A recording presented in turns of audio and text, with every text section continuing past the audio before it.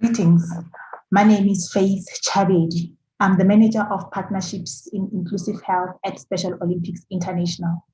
Our organization promotes inclusion of people with intellectual disabilities in social development, particularly in aspects that affect education and health outcomes. My talk is about inclusive WASH education and the empowerment of people with intellectual disabilities during the COVID-19 pandemic.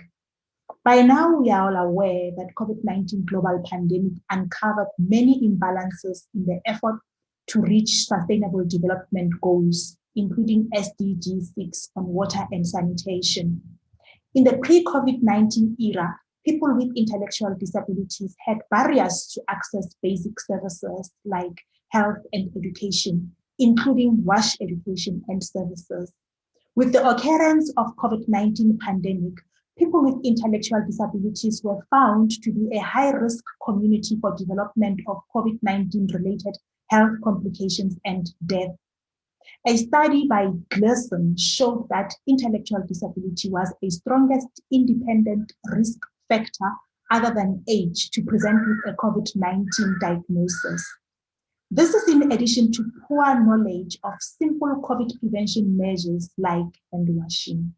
The pandemic, therefore, highlighted the need for increased equitable access to WASH education and services to such vulnerable people as a matter of urgency.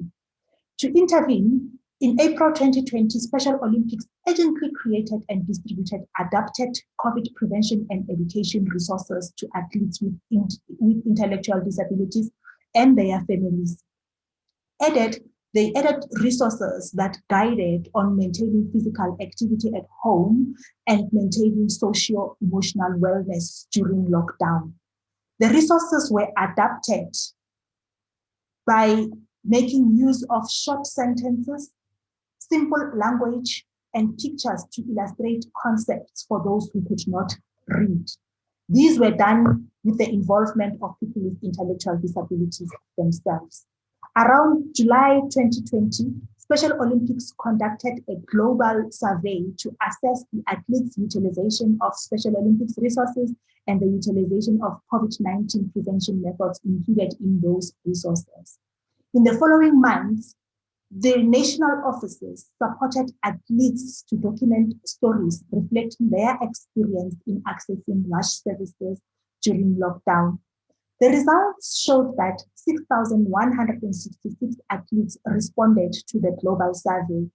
71% of athletes reported that they used at least one of the provided resources, with COVID-19 and fitness activity guidelines being the most frequently used.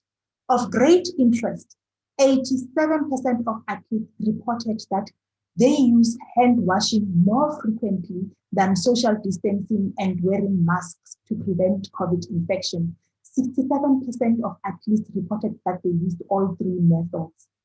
Collected stories reflected that athletes with intellectual disabilities assumed a leading role in educating their peers and family members on COVID prevention measures. Some even used social media to expand their reach. Other stories highlighted that girls with intellectual disabilities faced challenges in accessing menstrual hygiene education and resources during lockdown. In conclusion, the survey showed that athletes who utilized Special Olympics resources were more likely to utilize COVID-19 prevention methods, suggesting that people with intellectual disabilities, when provided with necessary education and information, they can make better responses to emergency and disaster situations. We can also learn that people with intellectual disabilities can share their experiences and opinions to make response projects more inclusive to those with intellectual disabilities.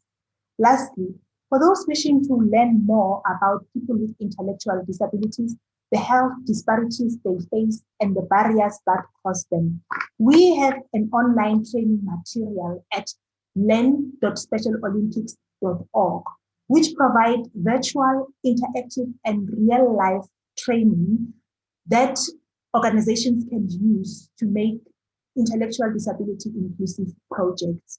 Let us leave no one behind. Thank you.